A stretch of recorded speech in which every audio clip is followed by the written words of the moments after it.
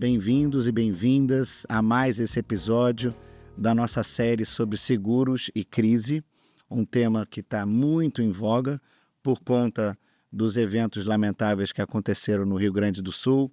Eu hoje tenho o prazer de contar aqui dentro desse painel com minhas amigas e colegas de trabalho, Eliane Carvalho, Débora Fernandes, que atuam na prática de contencioso aqui do escritório Machado Meyer, e também com a presença de Diego Falec, de Falec Associados, que, apesar de ser de um outro escritório, está envolvido com a gente nas mais diversas frentes. É um prazer tê-los aqui comigo. E eu queria começar já para falar sobre gestão de crise, que vocês contassem um pouco da experiência de vocês quando uma situação como essa do Rio Grande do Sul ela acontece, e qual a preocupação de vocês, né, em relação a equilibrar todos os atores que, enfim, são envolvidos num cenário como esse, que é importante você saber para quem que você vai correr para eventualmente se pedir uma indenização, tanto do ponto de vista das pessoas e vítimas do evento, como até as autoridades que estão envolvidas nisso. Você pode contar um pouco para a gente, Eliane? Posso sim. Acho que antes eu não posso perder aqui a piada. Em todos os episódios anteriores em que a crise puxava o assunto, né? Nós apresentamos o nosso episódio como Crise e Seguros. Mas como ele é da área de seguros, ele apresentou a nossa série como Seguros e Crise. Nesse episódio, o nosso moderador mudou o nome da série, mas não é de ser nada. Falho, excusável. Talvez um conflito de interesse? Talvez. Talvez. Mas super obrigada, Tomás, pela oportunidade. Eu acho que vendo a catástrofe e pensando nas nossas experiências anteriores, a gente tenta traçar paralelos, tenta trazer a nossa experiência e fazer com que ela contribua de alguma maneira, né? Então, acho que um primeiro passo, nós chegamos a nos envolver aí numa tentativa, numa sugestão até da Álvares e Marçal, trouxe para o escritório para conversarmos, que foi, então, né, vamos voltar atrás aqui. Esse é um evento catastrófico sem fonte indenizadora. A gente já falou em episódios anteriores dos eventos catastróficos com fonte indenizadora. Então, quando nós tivemos acidentes aéreos, rompimentos de barragem, a gente tem entes privados com recursos financeiros e que assumem a responsabilidade, ainda que não se saiba a causa do evento, ele assume a responsabilidade e faz o pagamento daquelas indenizações. Nesse caso específico do Rio Grande do Sul, a gente, de fato, não tem uma fonte indenizadora. É uma catástrofe com muitas pessoas. Aí a gente deve estar falando de cerca de 350 mil residências destruídas, enfim, sem um ente indenizador e responsável para prover. Então, nós chegamos a discutir algumas alternativas, e acho que a primeira delas, achei bastante criativa, era até da criação de uma fundação privada, em que se trariam, e dentro dessa fundação privada, nós teríamos algumas cadeiras de entes públicos para ajudar a opinar onde colocariam os recursos, e com a criação dessa fundação privada, os potenciais entes privados que queiram fazer doações, fariam doações de maneira muito segura, porque saberiam, de fato, o destinatário, saberiam que esses recursos seguiriam na esfera privada e não se tornariam recursos públicos, e esses recursos também poderiam ser destinados de maneira bastante estruturada, né? Às vezes a gente percebe uma mobilização de doação, mas é uma doação que ou faz com que aquele recurso se torne um recurso público e aí você perde o controle da destinação dele, ou então os entes privados acabam doando em abundância em determinado segmento e em carência para outros segmentos. Então, pensando num exemplo bastante simples, todo mundo precisando de água, doa-se uma quantidade significativa de água e aí excede, nem era mais necessária aquela quantidade de água, passa a faltar ração de cachorro. Enfim, é só um exemplo bastante bobo, mas a ideia é essa mesmo, né? Com indenizações feitas por entes privados, por uma potencial fundação, você poderia catalisar isso para a reconstrução de infraestrutura, das habitações, enfim, equipamentos públicos que foram estragados. Enfim, foi uma ideia que nos ocorreu e que a gente já viu funcionar em eventos com fonte indenizadora e poderia ser um veículo bastante útil e que, eventualmente, poderia ser utilizado para a criação de um programa de indenização e de recomposição de danos materiais, como nós já fizemos, né, Diego, em alguns outros eventos. E aí, com a participação dos outros stakeholders, poder público, enfim, com critérios que acho que aí o Diego é muito, né, especializado aí no design de solução de disputa e de, eventualmente, a gente criar algum mecanismo assim. Não sei o que você acha, Diego. Não, acho que é isso. Acho que você tem, nesse caso, você não tem uma fonte indenizadora e você também não tem muito claras as prioridades e, enfim, os canais institucionais, o que eles estão fazendo. Acho que já tem doações via Bolsa Família, via imposto de renda, ou tem até um valor fixo, um auxílio, né, para obras, mas tem uma série de situações que não estão sendo cobertas e aliviadas. E eu acho que uma iniciativa, vamos pensar hipoteticamente nessa fundação, podem haver várias, podem haver ângulos diferentes, por iniciativas diferentes, mas a ideia é você entender, definir, né, qual é o objetivo, qual é o propósito, né? Enfim, vai ser um alívio para tal tema, vai ser uma indenização completa. Acho que a gente estaria tratando mais de um alívio, né, para as famílias, para as vítimas. E a ideia seria você conseguir, de alguma forma, criar enfim, um diagnóstico, né? E aí também mapeamento das partes, você conseguir sentar com os municípios, com o Estado, enfim, com o governo federal, você conseguir promover aí conversar com as partes afetadas, as associações, as famílias, e conseguir identificar quais são os temas, quais são as categorias de danos, e você conseguir parametrizar. Porque nesse tipo de caso, para você ter uma atuação confiável, para você ter uma atuação legítima, você tem que tratar as pessoas com isonomia, você tem que ter transparência com relação ao seu processo, com relação aos critérios, com relação ao tipo de informação que é necessária para você conseguir um benefício, né? Então, você tem que desenhar tudo isso de uma forma bastante rigorosa. Não pode ser quem grita mais ganha mais, ou deixar alguém de fora.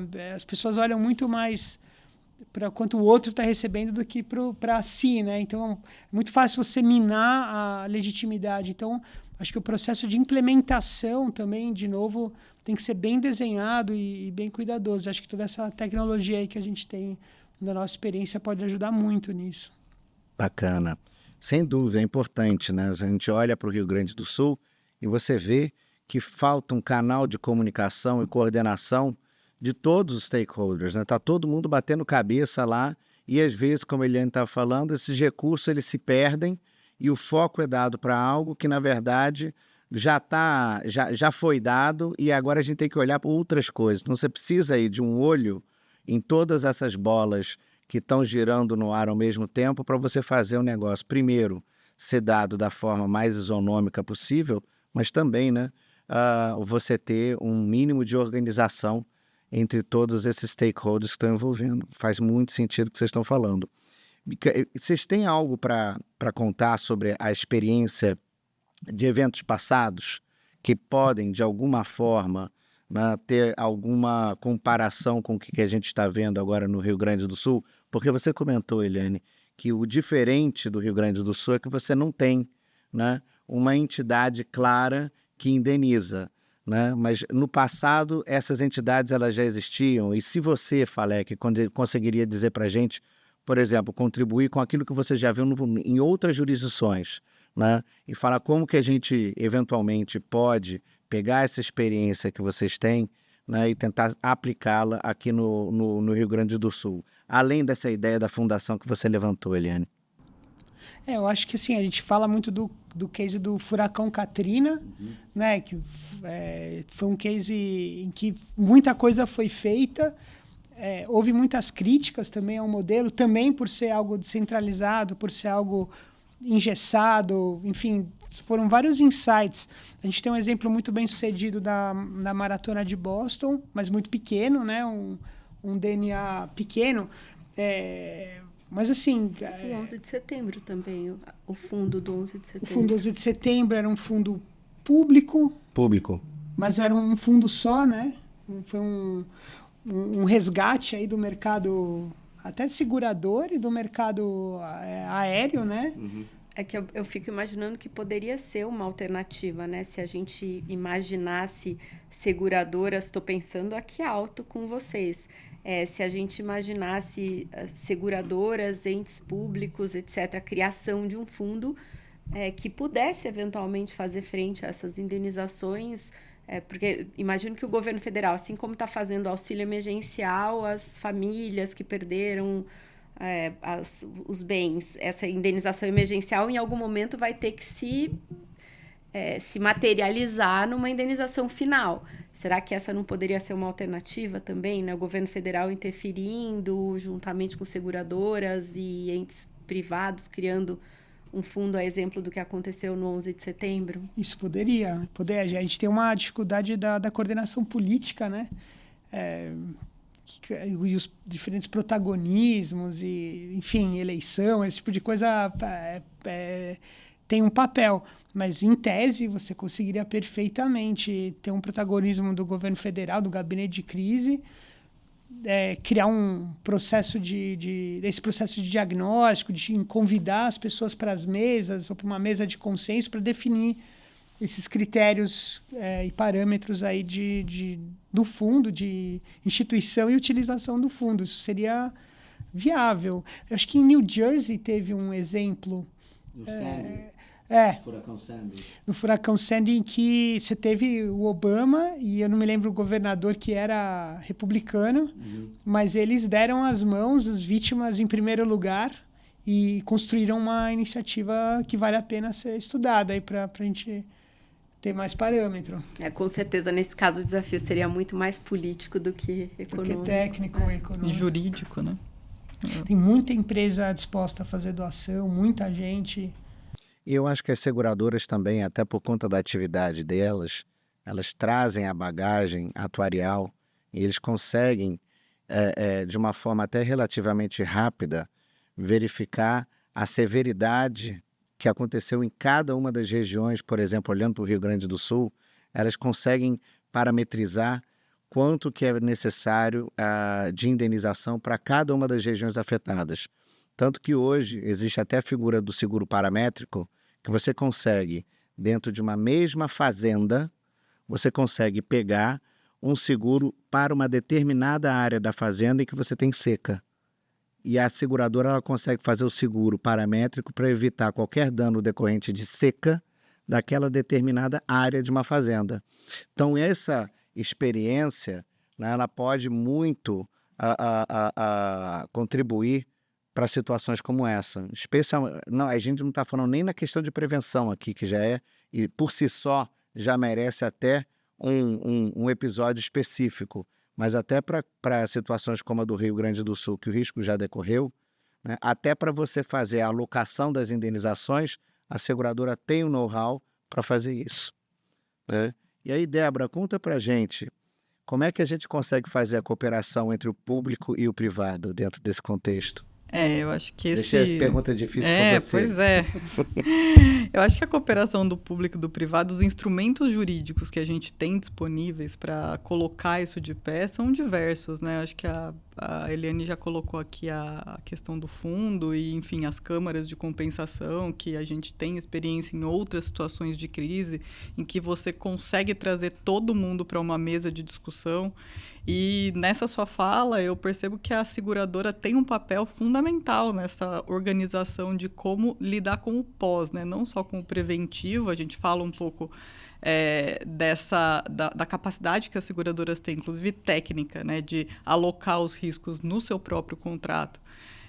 antes, né, de acontecer o sinistro, se verificar o risco segurado, mas também no pós, de usar essa capacidade para compor essa mesa de discussão com os entes públicos, com as pessoas que foram afetadas, né, e com os demais stakeholders para tentar solucionar esse problema com o menor nível, né, de exposição, tanto para as próprias seguradoras, né, ter um certo controle sobre a extensão dos danos, né, dos riscos, né, que vão ser indenizados, para quem vai receber a indenização, porque é fundamental ter uma agilidade no pagamento dessas indenizações quando elas são devidas, porque, enfim, todo mundo está numa situação muito difícil e essa acho que é a principal força motriz ali de você criar uma forma de solução que fuja um pouco do que a gente tem como comum, que são os processos judiciais, as arbitragens, que a gente sabe que demoram, né, que tem o seu tempo próprio,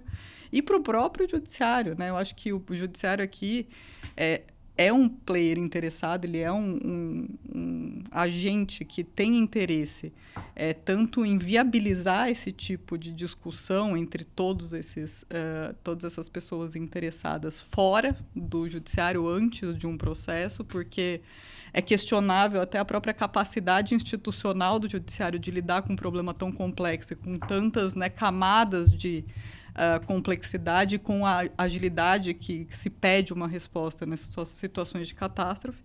Então, ter todos esses entes sentados numa mesma mesa e discutindo, seja pelo mecanismo jurídico ali de um fundo em que todos contribuem para fazer a indenização, ou seja, né, construindo juntos uma solução que vai ser implementada em fases, né, ou vai trabalhar nessa lógica de uma indenização que vai ser paga, né, à medida que for sendo trazida pelos interessados, eu acho que é fundamental e é uma das formas que a gente entende de se gerenciar essa crise e de chegar a um bom termo aí para todos os envolvidos.